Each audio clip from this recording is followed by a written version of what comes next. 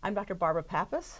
I am in the Chemistry and Biochemistry Department, and I'm here today with Dr. Kelly Wright, an assistant professor in the Microbiology and Biophysics Department, and she's going to help us understand the process of fracking. Thank you so much for being here. Thank you for having me. Could you give us an idea, just how would you describe to a student the process of fracking, what it is? Yeah, so before I think we start even, it's nice to, I might make a plug just to look at the rock. You betcha. Because I think that it's really important when we understand why we have to fracture to access hydrocarbons that are trapped in these rock matrices. Sometimes it's helpful to look at the rock. Great. Would that be Yes, something we please. can do? Yep. Okay, so I brought in a little demo for us today, and it's some shale rock. And so what you can see, if you hold it, you can feel how dense it is. Oh my goodness, yes. And you can see the black, so that's the hydrocarbons.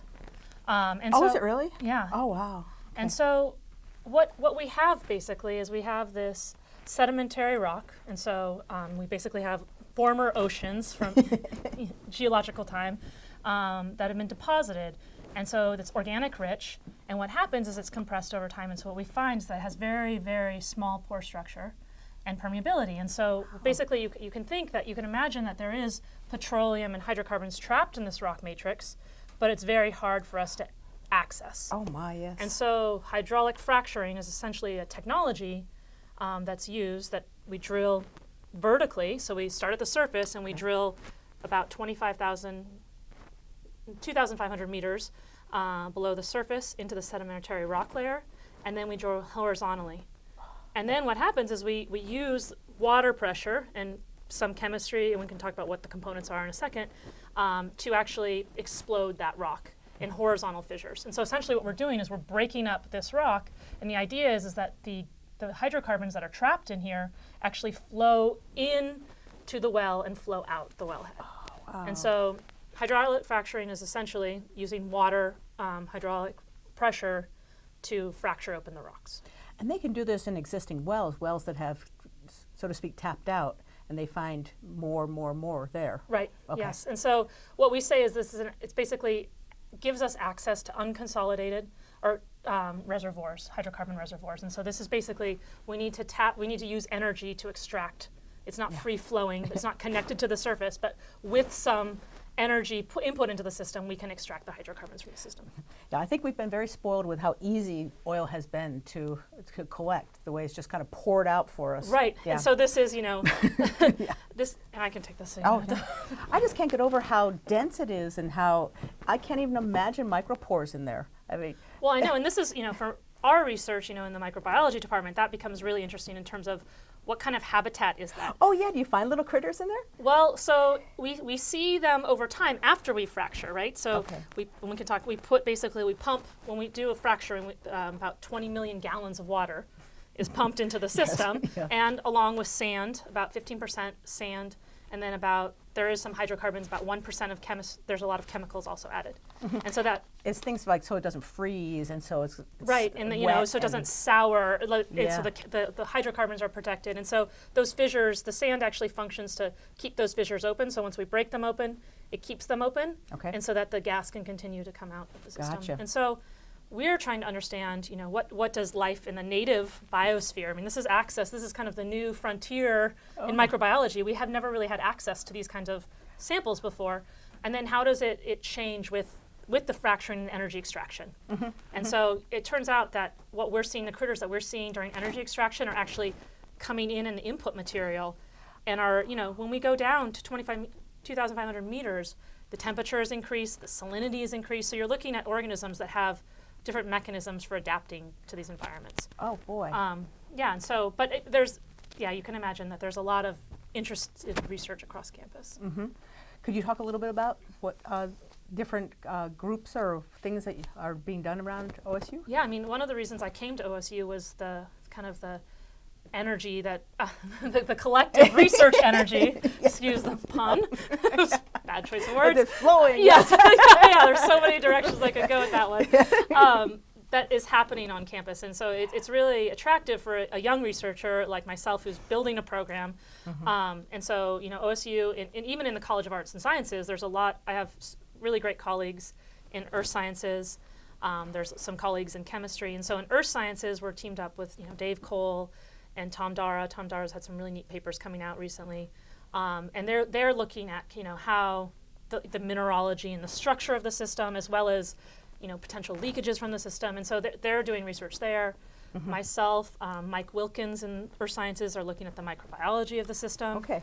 And then Paula Mauser in engineering is looking at the impacts of the energy extraction on the kind of engineered infrastructure of the ecosystem, including using some of these microbes potentially to degrade compounds in the fracturing fluids. So, and then Jeff Daniels actually in Earth Sciences leads kind of a subsurface energy, which has people in poli-sci and social sciences. I mean, so I think it could be a really powerful event for catalyzing kind of this real cross-disciplinary research.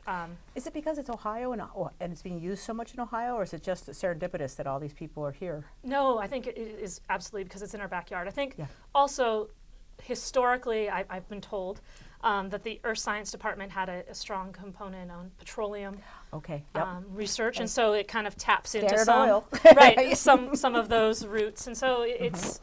It's been a great place to to kind of, and then we have colleagues really close at West Virginia who are also doing many parallel things in West Virginia and Pennsylvania, and so there is kind of this regional level, a lot of research that's going into it, and a lot of kind of collaborative research that's coming out of having this in our backyard.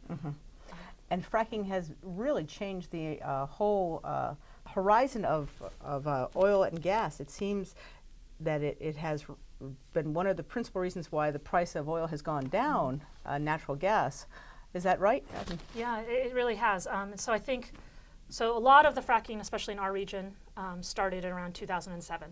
Okay. And so, we are still, this is a new industry by all of those. I mean, yes, it's an old industry. And we that's what I don't get. How can it be an old industry that just started again and now is so popular? Okay, so the idea of using explosives to fracture the subsurface to pull out energy, it goes back to the Civil War. Okay, so we've known that they had to get in there and use something to, and so, but the technology of actually hydraulic fracturing that's used today has improved so much so in the last 10 years that has made it economical to access. Got it. And also the cost of energy has, so it's this kind of perfect balance. Yep. I'm understanding some of those horizontal feeds go at a mile. They do. And I mean, and then you'll have wells within regions that so you do have that happening kind of And it's going to continue, don't you think, in the future? I mean, I think as we think about the energy kind of portfolio for the country, I think so 5 years ago, so keeping in mind that Marcellus started pretty much in around 2007. 5 years ago, it was thought that we would be importing all of our natural gas. And with this technology, we are now exporting natural gas. I mean, so that. This is a very heated debate for many reasons. I mean, there are definitely concerns with the industrial practices, which we can address and talk about. But in terms of what it's done as an energy portfolio, I think it's also, I think 30% of the energy east of the Mississippi comes from the Marcellus region. Oh my in terms goodness. of natural gas. Yes. And so, and that's since 2007, and that's projected to stay that way till about 2040. So oh my gosh, so this is long term. It's been a significant contributor, and that's offset some of the declines in other offshore drilling and other kind of hydrocarbon reservoirs that have been more reduced lately. So, but I also love the word you use, portfolio. I mean, you can't just rely on this to say, okay, this is the savior. When you look at what we've done with efficiency, with the oil that we've had, it's just amazing what's been done. So I think it is a very important part of it, for sure. But as you say, one of the criticisms is it's because it's become so affordable. Okay. Yeah. It's perhaps stimulated divesting in alternative energies too. And so I think that as we think about a true energy portfolio, a long-term energy portfolio, it's not the only solution, but it may be a part of that. And there's wind and solar and other factors that need to come into play. Yep, almost breathing room kind of. Right. But it does give a little, exactly. Yeah. I think that's a great way to look at it. It gives us a little bit of a breathing room but I think that we can't only use this in terms of our energy systems. And I'm just so excited about the number of departments and people on campus and countrywide that are involved in this. And as you've said, when academics get involved and research for purely, not philanthropic, but not for personal or academic gain, I think the whole industry And I think, benefits. and this is what was something really unique, and I think people are really envious of. Tim Carr at West Virginia actually has this grant, and we're part of it, and they're actually drilling basic science wells. And so, one, they're drilling wells that are going to be unfractured, and then they're also drilling parallel wells that are going to be fractured, but no energy, and then they're going to be drilling energy extracting wells. Nice. And I think that having access to these samples as researchers, across the disciplines, will really help us understand the system and do so. And we have drillers who are on board to support the research and answer our questions and to develop the technologies. And and I think that with that kind of synergy and that basic research, we can really start making differences to help some of the environmental concerns or assess those environmental concerns in a more objective manner.